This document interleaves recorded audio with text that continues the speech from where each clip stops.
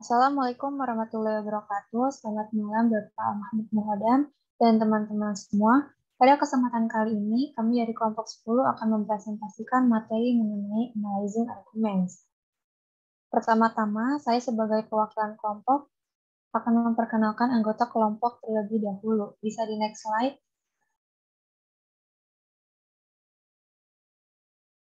Yang pertama ada Andrew Matthew Sianturi, ada saya sendiri, Nabila Sunaryani, dan yang terakhir ada Muhammad Fadlan Nur Ihsan. Nah, presentasi analyzing argumen kali ini akan membahas mengenai beberapa materi, yaitu paraphrasing arguments, diagramming arguments, complex arguments passage, dan yang terakhir ada problem in reasoning. Bisa di next slide.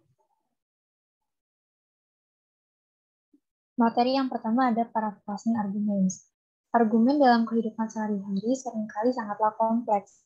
Banyak premis yang penempatannya masih acak-acakan atau tidak sesuai urutan, bisa juga perumusannya tidak sesuai, bisa juga kalimatnya tidak efektif atau menggunakan kata yang maknanya masih sama.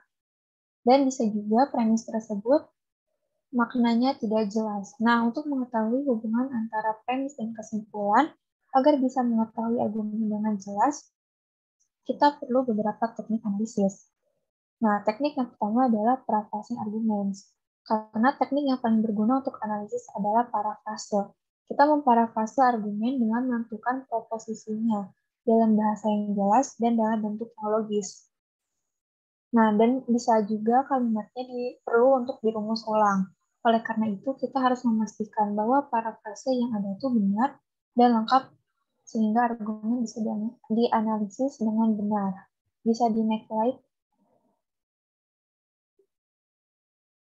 Nah, di sini ada contoh dari paraphrasing arguments. Paragraf yang ada di slide ini merupakan premis-premis yang masih membingungkan.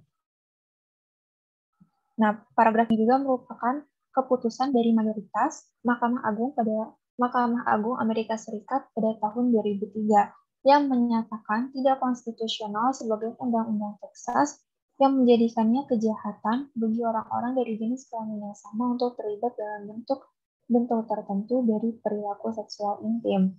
Nah, jika kita baca dari paragraf ini, kita bisa mengambil beberapa poin untuk diparafrase, yaitu bisa di next slide. Yang pertama ada Konstitusi Amerika Serikat menjamin wilayah kebebasan pribadi yang mencakup aktivitas seksual pribadi dan suka sama suka orang dewasa. Yang kedua, perilaku para pemohon petisi atau yang melaporkannya berada dalam wilayah kebebasan itu dan oleh karena itu mereka memiliki hak penuh di bawah konstitusi untuk terlibat dalam perilaku seksual yang bersangkutan tanpa campur tangan pemerintah. Jadi hubungan sama suka sesama orang dewasa tidak bisa diikut campur oleh pemerintah. Yang ketiga, Undang-Undang Texas ini nggak bisa karena ke dalam kehidupan pribadi para pembuat petisi ini itu merendahkan mereka yang melakukan kegiatan atau aktivitas suka sesama jenis ini yang menjadikan perilaku seksual pribadi mereka yang dilindungi sebagai kejahatan. Nah, oleh karena itu, Undang-Undang Texas yang mengkriminalisasi perilaku seperti itu secara keliru, menyangkal hak para pemohon dan harus dianggap tidak konstitusional. Bisa di next slide. Nah, yang kedua, teknik analisis ada diagramming arguments. Dengan diagram, kita dapat merepresentasikan struktur argumen secara grafis. Alur premis dan kesimpulan ditampilkan dalam bagian dua dimensi atau dalam bentuk gambar. Nah, biasanya diagram itu nggak diperluin dalam argumen yang bentuknya sederhana. Nah, biasanya diagramming argumen ini dipakai ketika sebuah argumennya lebih kompleks dengan banyak premis yang terjalin dalam berbagai cara. Nah, diagram biasanya sangat membantu. Untuk menyusun argumen, kita perlu melakukan beberapa tahap terlebih dahulu. Bisa di next slide.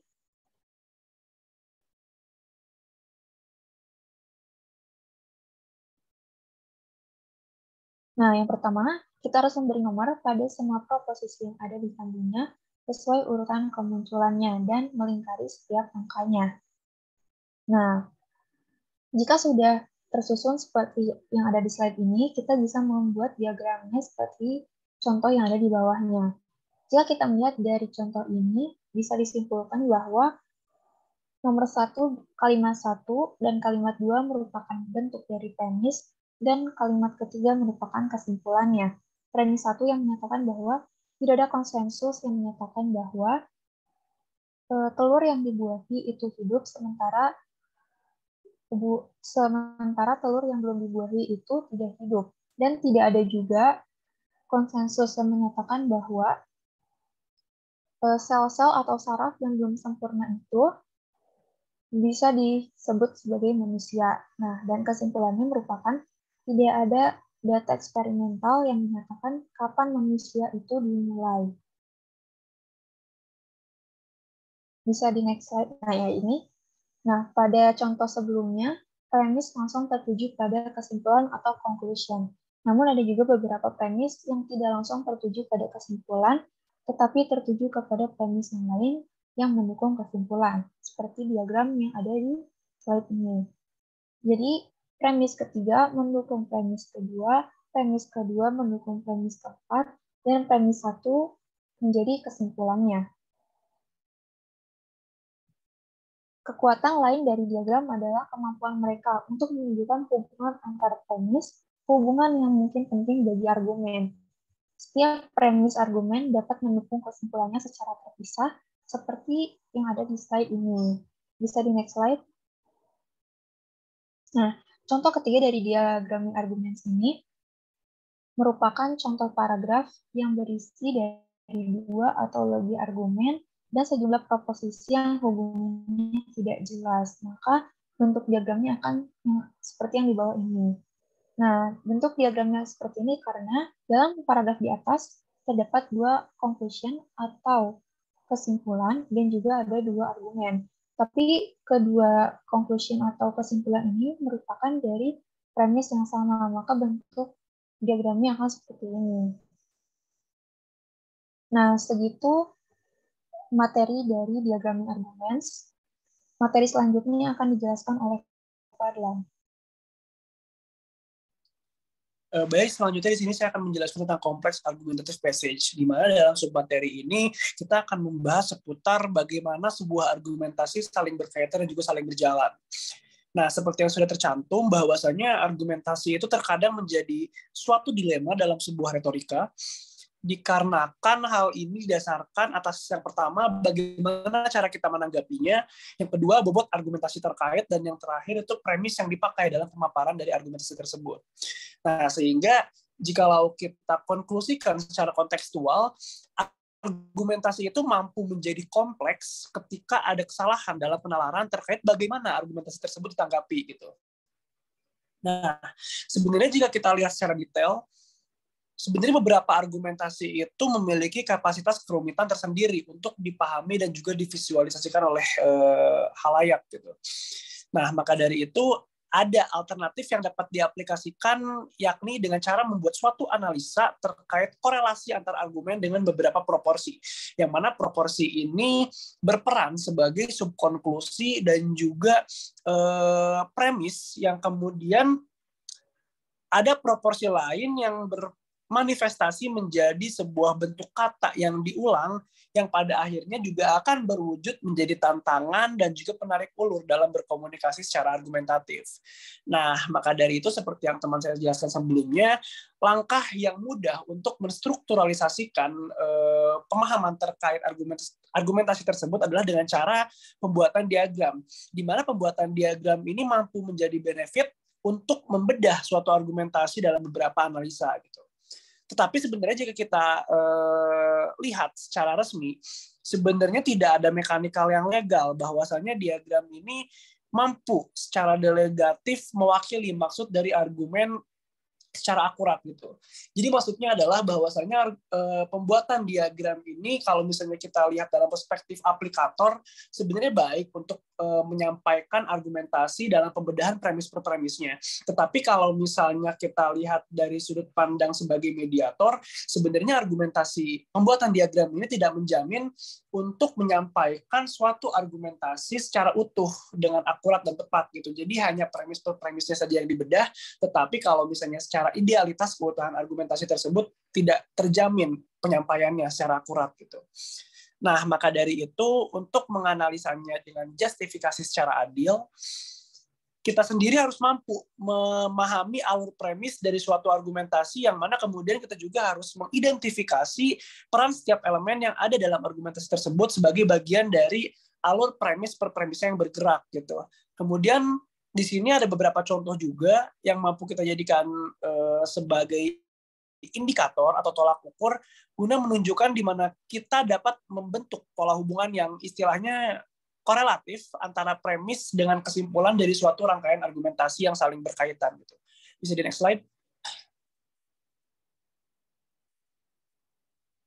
Nah, jadi di sini kita bisa lihat ya pada pola diagram ini ada angka-angka, di mana angka-angka yang ditunjukkan ini berperan mewakili proporsi dalam rangkaian argumentasi yang sudah tertera di gambar itu. Nah, kemudian angka-angka tersebut pun saling mengikuti jalur penalaran dari pernyataan awal sebagai premis pertama hingga kesimpulan sebagai premis terakhir dalam perjalanan argumentasi pola diagram pada gambar tersebut gitu. Di sini juga sudah tertera premis 1 hingga 9 dengan contoh premisnya tentang penelitian menggunakan hewan.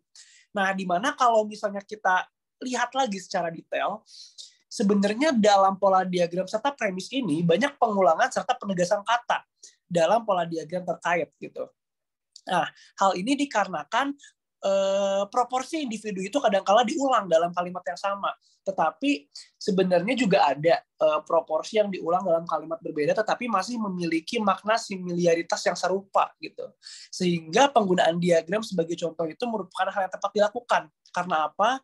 Karena kita dapat menetapkan nomor yang sama untuk formulasi argumentasi yang berbeda gitu. Nah, maksud dari formulasi argumen yang berbeda itu apa sih? Bisa kita lihat di next slide. Nah, jadi pada bentuk pola diagram yang kedua ini sudah jelas juga ya bahwasanya pada diagram yang ini itu memiliki bentuk serta premis yang lagi-lagi berbeda gitu.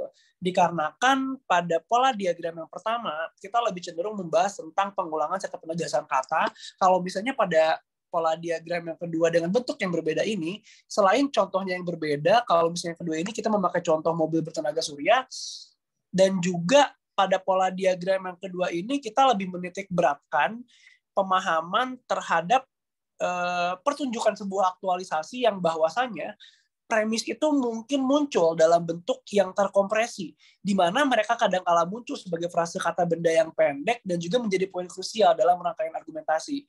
Nah, poin krusial yang dimaksud di sini adalah menjadi suatu titik tekan dalam pola diagram serta premis-premisnya gitu. Seperti contohnya di sini kita bisa lihat pada premis yang keempat dan kelima, kalau misalnya kita konklusikan, ada kalimat yang berbunyi energi matahari tersebar di atmosfer.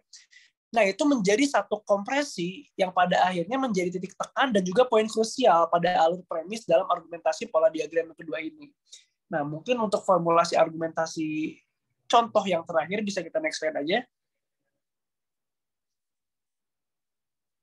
Nah, jadi pada bentuk contoh pola diagram yang terakhir ini bisa kita lihat bentuknya yang berbeda, juga premisnya yang menggunakan contoh terkait teori Big Bang.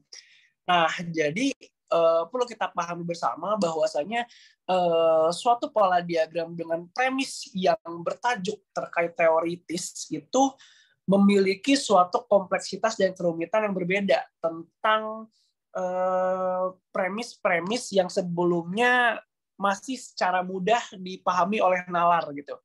Nah, kalau misalnya pada pola diagram ini memiliki aksentuasi bahwasanya bagian dari premis argumentatif yang mungkin dirasa kompleks itu harusnya menjadi satu hal yang meyakinkan gitu.